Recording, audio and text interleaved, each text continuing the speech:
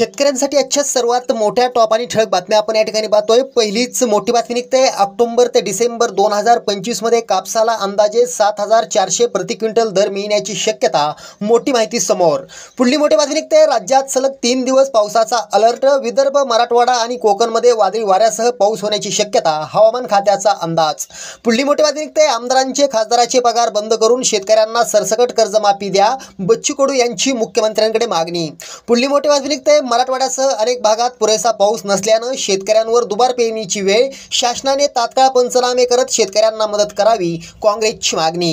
पुढली मोठी बातमी निघते शिवसेना ठाकरे गट व मनसे येणाऱ्या महानगरपालिका, पंचायत समिती, जिल्हा परिषद निवडणुका एकत्र लढवणार, सूत्रांची माहिती। पुढली मोठी बातमी निघते अनेक योजनांचा लाभ घ्यायचा असेल तर तात्काळ फार्मर आयडी काढून घ्या, अन्यथा कोणत्याही योजनेचा लाभ मिळणार नाही, कृषी विभागाची माहिती। पुढली मोठी बातमी निघते बांगलादेशच्या आयात बंदीचा कांदा उत्पादक शेतकऱ्यांना मोठा फटका, पावसामुळे कमी भावात विकण्याची वेळ, शेतकरी मात्र हतबल। पुढली मोठी बातमी निघते पीएम धनधान्य कृषी योजनेला कॅबिनेटची मंजुरी, 1.7 कोटी शेतकऱ्यांना होणार लाभ। पुढली मोठी बातमी निघते खांद्यावर नांगर, डोळ्यात अश्रू, पायात चप्पलही नाही, कर्जमाफीसाठी लातूरच्या शेतकऱ्यांची 500 किमी पदयात्रा।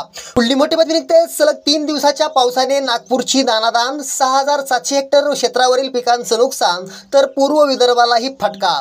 पुढली मोठी बातमी निघते शिवसेना पक्ष नाव चिन्ह या संदर्भात आज कोर्टाचा निर्णय येणार, उद्धव ठाकरेंना मिळणार दिलासा की एकनाथ शिंदेंना मिळणार दिलासा, दोन्ही नेत्यांचा जीव टांगणीला।